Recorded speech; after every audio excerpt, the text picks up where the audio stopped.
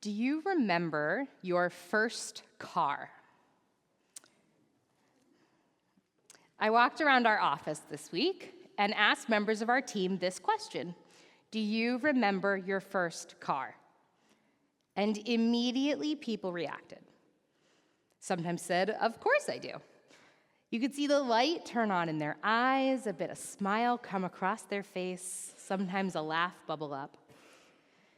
Asking if people remembered their first car brought out so many stories. I heard about the big brown Dodge Caravan that maybe wasn't the first choice, but brought freedom and flexibility while living in a rural area. And the Ford LTD from a grandparent that could fit 4 whole people across the front bench seat.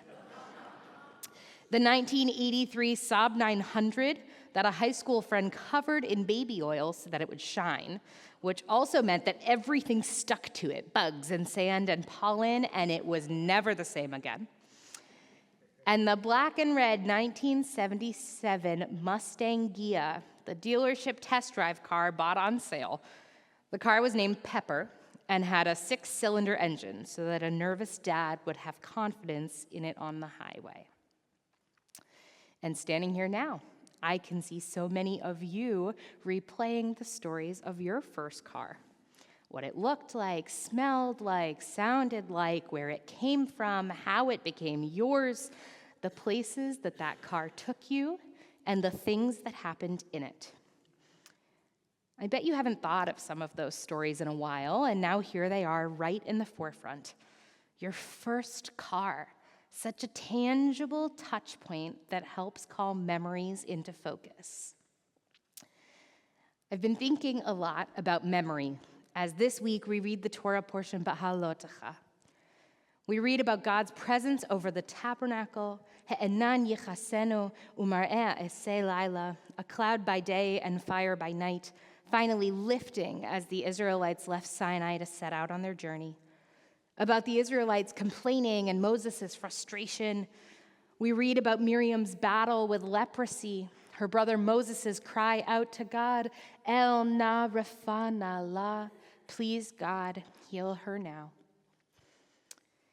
This Torah portion, Behalotecha, was my Torah portion, the section from the book of Numbers that I read as I became a bat mitzvah about 10 miles from here. It was also Cantor Zell's bat mitzvah portion, a connection point and shared experience we have between us. Reaching this Torah portion every year brings me back to that day of my life. I remember my Devar Torah about loyalty and how that loyalty was modeled for me by my bubby, my grandmother, and now my son's namesake, who proudly sat in the front row. I remember my brother, only 10 at the time, and his signature dance moves at my celebration. I remember the feeling of standing on the bima, of being embraced and hugged, of aching feet from the bright pink shoes that were dyed for the occasion. The sounds of our Torah portion bring me back to those moments every time. וישארו 2 אנשים במחנה, שם האחד אלדר, ושם השני מידר, ותנח עליהם הרוח, והמה בכתובים ולא יצאו האוהלה, ויתנבאו במחנה.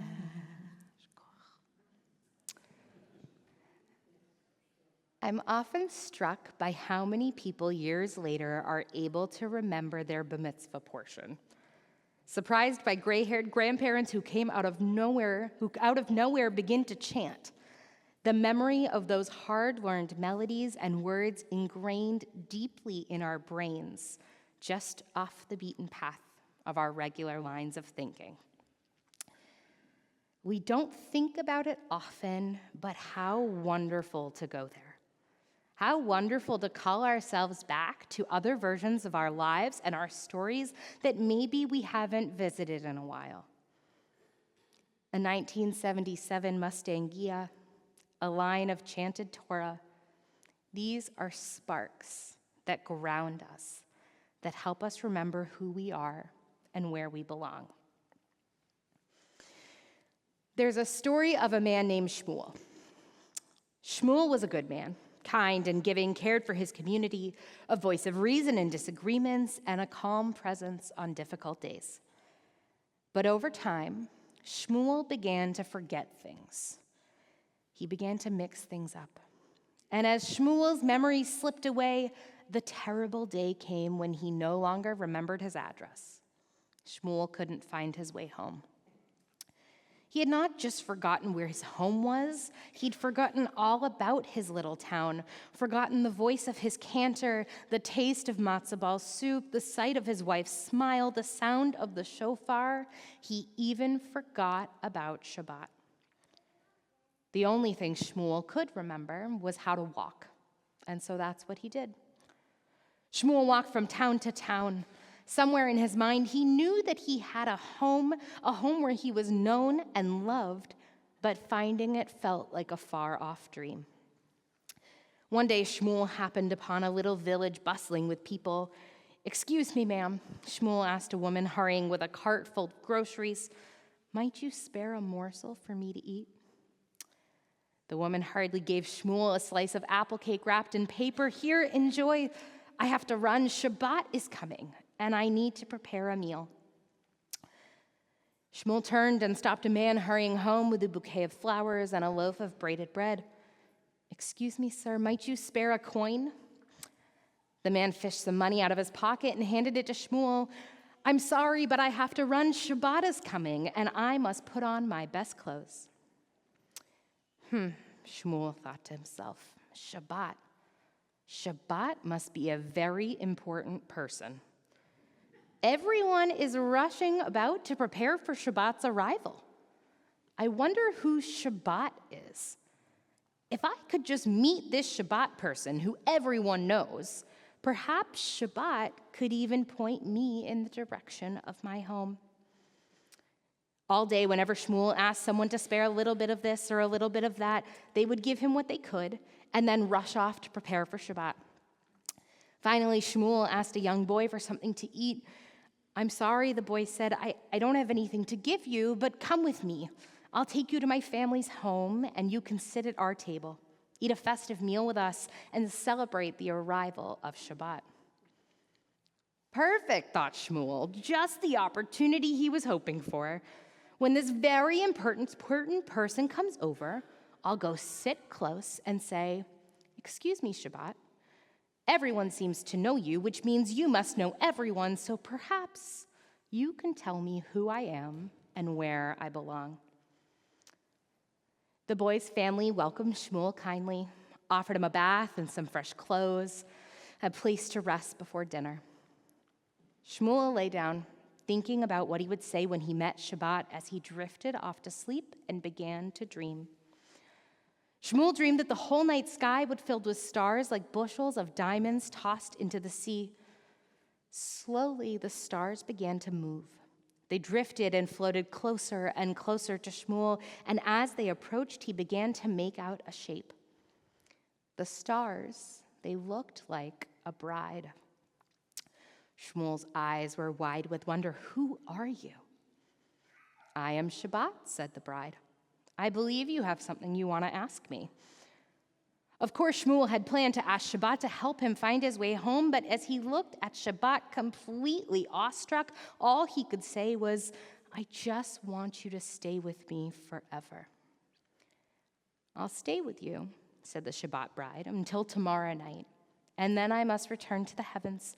But I will leave a spark for you to have with you always, and I will come to you every week at this time if you open your heart to me."